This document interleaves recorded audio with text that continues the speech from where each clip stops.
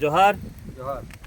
आज आम्ही पालघर तालुक्यातील नानिवली या ठिकाणी आहोत आणि नानिवलीमध्ये ग्रीनफील्ड या मार्गामध्ये जी सर्वात जास्त जमीन गेलेली आहे त्या जमिनीच्या संदर्भामधील तेथील लोकांच्या पहिल्यापासूनच तक्रारी आहेत आणि या तक्रारीच्या संदर्भामध्ये ज्या वेळेला आम्ही ह्या एरियात आलो त्यावेळेला एक भयंकर परिस्थिती लक्षात आली की येथे असलेल्या आमच्यासोबत ज्या भगिनी आहेत त्यांनी जी एक येथील हे जे 104 एकर जमीन जी एका कोठाडिया नावाच्या व्यक्तीने जे घेतलेली आहे, वसंत मणिलाल कोठाडिया, ह्या व्यक्तीने अक्षरशः ह्यांच्या लागवडीच्या जमिनीवरती येऊन त्यांना दादागिरी केली की ही पण माझी जमीन आहे.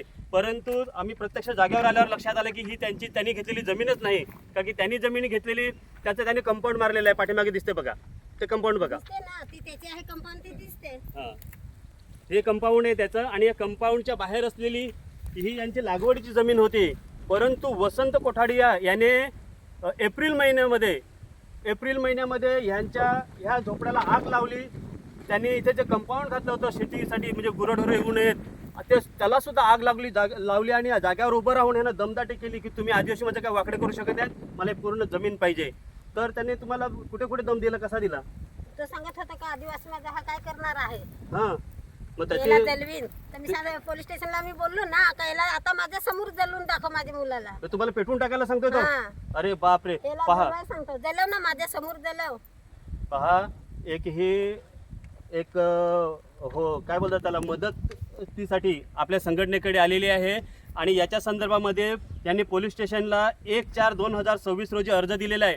परंतु पोलीस डिपार्टमेंटने कुठल्याही प्रकारची दखल घेतलेली नाही आणि या संदर्भामध्ये आम्ही येथील असलेल्या नानिवलीमधील वरिष्ठ काही जे समाजसेवक आहेत मोठे, त्यांच्याशी चर्चा केल्यावर लक्षात आलं की त्या कुटुंबावरती जबरदस्ती करून ही जमीन बळकावण्याचा त्यांनी प्रयत्न केलेला आहे.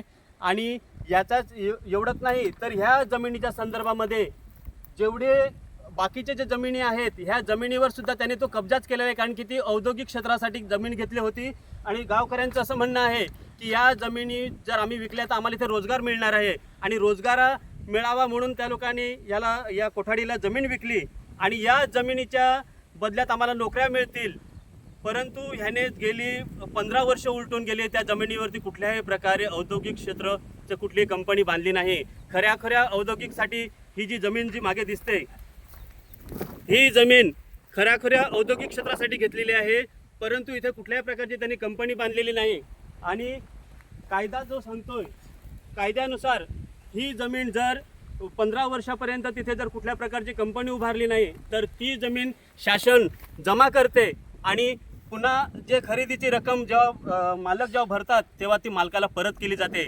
1974चा जो कायदा आहे त्या कायद्यानुसार ह्या जिल्हाधिकाऱ्याने त्याचा पूर्ण अधिकार आहे ती जमीन आदिवासींना परत मिळावी.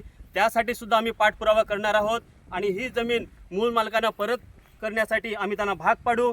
त्याचप्रमाणे हे आमच्या भगिनी आहे, जे उघडी कुटुंब आहे, हे काळूराम उघडे, कल्पना उघडे, रुपेश उघडे हे अत्यंत भयभीत झाले. त्यांनी आता शेती लावली नाही. त्यांना धमकी दिली की जर ह्या जाग्या जमिनीवर तुम्ही आले तुम्हाला त्या जमिनीवरती जसं तुमचं घर जाळलं त्याप्रमाणे तुम्हाला जाळून टाकणार.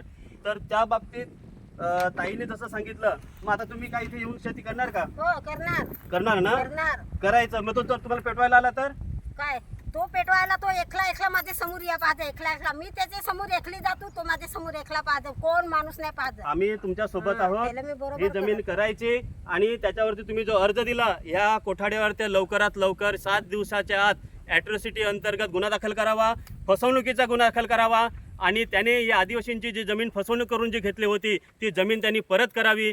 नाहीच तर उलगुलान ब्रिगेड ह्या जिल्हा कलेक्टर समोर तुम्हाला घेऊन तिथे आपण उपोषणाला बसायचं. येणार ना? हो येणार. हो येणार. चल येणार. तुम्ही या पुढे. तुमच्या वडिलांनी जमीन आम्हाला विकली ते बोलतात. आज तुमचं वय किती असेल? 50 एक असेल ना? म्हणजे तुम्ही मोठे होते तेव्हा. आज तुमच्या वडिलांनी जमीन जर विकली असते तर तुम्हाला सांगितलं असतं ना. म्हणजे वसंत कोठाडिया हा अत्यंत खोटारडा माणूस असून यांना म्हणतोय की तुमच्या बाबाने आम्हाला जमीन विकली होती. यांना कुठल्याही प्रकारचा विश्वासात न घेता जर त्यांच्या वडिलांनी जमीन विकली असती तर एकदा तर त्यांना सांगितलं असतं.